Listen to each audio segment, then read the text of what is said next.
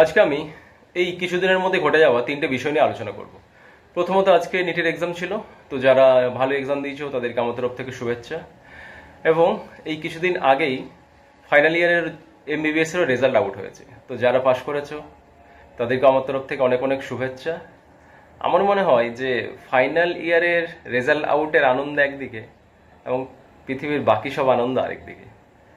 তো এই সময় থেকে শুরু হবে তোমাদের আসল জীবনের আনন্দ বলতে পারো, বা জীবনের একটা নতুন একটা স্বপ্ন। কারণ ইন্টার্নশিপে উঠে প্রথমত যেটা হয়, ফাইনাল ইয়ার পর্যন্ত যে পড়ার চাপটা থাকে সেটা অনেকটা কমে যায় কিছু মাসের জন্য। সেকেন্ড কথা, এই সময় থেকে তোমরা স্যালারি পাও।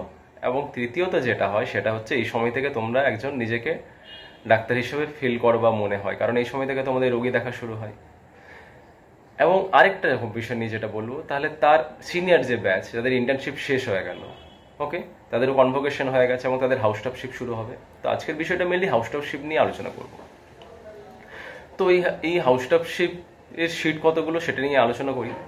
তো কলকাতা বেশ যেসব মেডিকেল কলেজগুলো আছে, যেখানে এখন প্রায় ইন্টার্নের ব্যাচ 200 থেকে 250, সেই সব কলেজগুলোতে এখন হাউস টপশিপ সাধারণত 100 থেকে 120।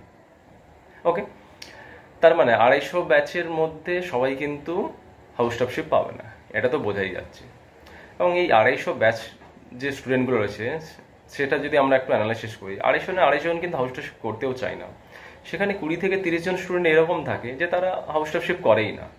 তাদের ইন্টার্নশিপ কমপ্লিট করার পরেই এমবিবিএস ডিগ্রি যেহেতু পেয়েছে, তারা বাড়িতে বসে পড়াশোনা করা শুরু করে দেয় নিট পিজির জন্য, কারণ তাদের সেই ব্যাকগ্রাউন্ডে বা বাড়ির সেই সাপোর্টটা থাকে। কিন্তু এটা তো গেল জাস্ট 20 থেকে 30 জন স্টুডেন্ট, বাকি কিন্তু রইল এখনো প্রায় 200 থেকে 220 জন স্টুডেন্ট। এই 220 জন স্টুডেন্ট কিন্তু এখন ট্রাই করবে হাউস টপ সিটের জন্য, যেখানে সিট রয়েছে 100 থেকে 120। তো প্রশ্ন হচ্ছে এই হাউস টপ শিপটা কিভাবে তারা হাউস টপ শিপ পায়। এবং এটার জন্য এখন কি হচ্ছে, সাধারণত একটা মেরিট লিস্ট বের করে এবং মেরিট লিস্ট অনুযায়ী যেভাবে র্যাঙ্ক থাকে সেই র্যাঙ্ক অনুযায়ী তারা হাউস টপ সিটটা সিলেক্ট করতে পারে। তো মেরিট লিস্টটা কিভাবে তৈরি হয়, মেরিট লিস্টটা আগে যেটা তৈরি হতো সেটা হচ্ছে ফার্স্ট ইয়ার থেকে ফাইনাল ইয়ার, এই 4টি ইয়ারের যে সাবজেক্টগুলো রয়েছে সেই সাবজেক্টগুলোর মার্কস দেখা হতো, ফাইনাল মার্কশিটগুলো। এবং মার্কস দেখার পরে সেখান থেকে একটা এভারেজ মার্কস বের করা হতো, এবং তার সাথে যদি অনার্স থাকে তার জন্য এক্সট্রা কিছু মার্কস অ্যাড থাকতো।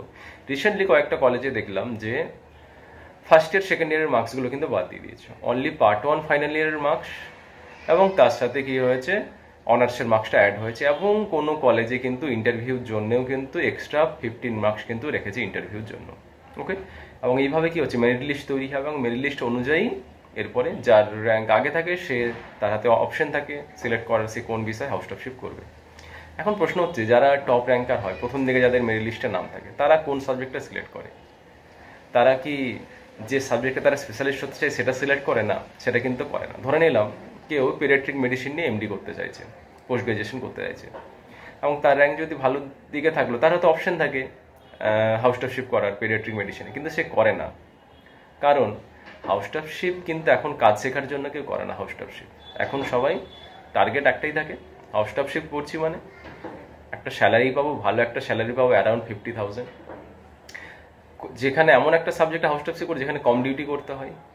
ওকে, এবং আমাকে নিট পিজির জন্য পড়তে হবে, এই হচ্ছে টার্গেট। তাহলে সাধারণত টপাররা যেগুলো যে সাবজেক্টগুলো নেয়, অনেকে এমার্জেন্সি মেডিসিন নিয়ে নেয়, কারণ সেখানে সপ্তাহে একদিন ডিউটি থাকে, বা অপথ্যালমোলজি, ডার্মা, এই সাবজেক্টগুলো নয়, কারণ সেখানে আউটডোর ডিউটি থাকে, আদার কোনো ডিউটি থাকে না, এবং সেটাও সপ্তাহে একদিন বা দুদিন আউটডোর করতে হয়। অ্যানাস্থেশিয়া অনেকে নিয়ে নেয়। এইভাবে অ্যাকচুয়ালি হাউস টপশিপের ডিউটি ওয়াইজ যেখানে কম ডিউটি, টপাররা সেই সাবজেক্টগুলোই সিলেক্ট করে, কারণ টার্গেট একটাই থাকে, পড়াশুনো করতে হবে। এবং এখানে যেটা হয়, হাউস টপশিপ করতে করতে যদি পড়াশোনা করে ওই বছর র্যাঙ্ক হয়ে গেল তো খুব ভালো কথা। যদি না হয়ে থাকে, সাধারণত কি হয়, যারা করে অনেকে সেটা হলো হাউস টপশিপের সময় একটা স্যালারি, অনেকে ভালো একটা স্যালারি পায়, তো সেই স্যালারিটা অনেকে সেভিংস করে রেখে দেয় এবং পরের বছর কোনো রকমের ডিউটি না করে পুরো ফুল প্রিপারেশন নেয়। এটা সাধারণত অনেকে করে থাকে। এরপরে আসবো যে কিছু নেই, মেজরিটি স্টুডেন্ট, প্রায় 100 থেকে 120 জন স্টুডেন্ট যারা কিন্তু হাউস টপশিপ পেল না। তাহলে তাদের অপশনটা কি? তাদের অপশন হচ্ছে, তাদের প্রথমত ব্যাকগ্রাউন্ড সাপোর্টটা থাকে না, কারণ ব্যাকগ্রাউন্ড সাপোর্ট থাকলে তো এই 20 থেকে 30 জন স্টুডেন্ট, তাদের কথা তো আমি আলাদা করে বললাম। এরা সাধারণত যেটা ট্রাই করতো আগে, জিডিওমের জন্য অ্যাপ্লাই করতো, ইন্টার্নশিপের পরে অনেকে জিডিওমও নিয়ে নিত, কারণ এখন হাউস স্টাফশিপ কিন্তু কম্পালসারি নয় জিডিওমের জন্য, কিন্তু জিডিওমে যেহেতু বন্ধ তাই সেই রাস্তাটা এখন বন্ধ হয়ে গেছে। বাকি রইল আরএমওশিপ, এবং আরএমওশিপে অ্যাকচুয়ালি স্যাচুরেটেড হয়ে গেছে। নতুন ইন্টার্নদেরকে কোনো হসপিটাল বা নার্সিংহোম কিন্তু আরএমও হিসেবে এখন আর জয়েন করাই না, একটা এক্সপিরিয়েন্স না থাকলে কেউ এখন জয়েনিং করাচ্ছে না। এবং থার্ড যেটা অপশন থাকে, এখন আদার্স কলেজেও কিন্তু হাউস স্টাফশিপ করা যায়, মেডিকেল কলেজ ছাড়াও। তার মধ্যে অনেক সাব ডিভিশন হসপিটালও রয়েছে বা সদর হসপিটাল, তো সেই হসপিটালগুলোতে অনেকে এখন কিন্তু হাউস স্টাফশিপ করে, কিন্তু তবুও ওই যে 110 থেকে 120 জন সবাই কিন্তু হাউস স্টাফশিপ পায় না। ওকে, তাহলে এটা হলো বর্তমানের সিচুয়েশন। ওকে, অ্যাকচুয়ালি এটা আমি ডিমোটিভেট করার জন্য বলছি না, বাস্তবটা বলে দিলাম, কারণ বাস্তব জানলে তোমাদের আগামী পথটা আরো সুন্দর হবে, এটাই আমি মনে করি। ওকে, চলো, থ্যাংক ইউ, দেখা হবে আবার নতুন কোনো ভিডিওতে।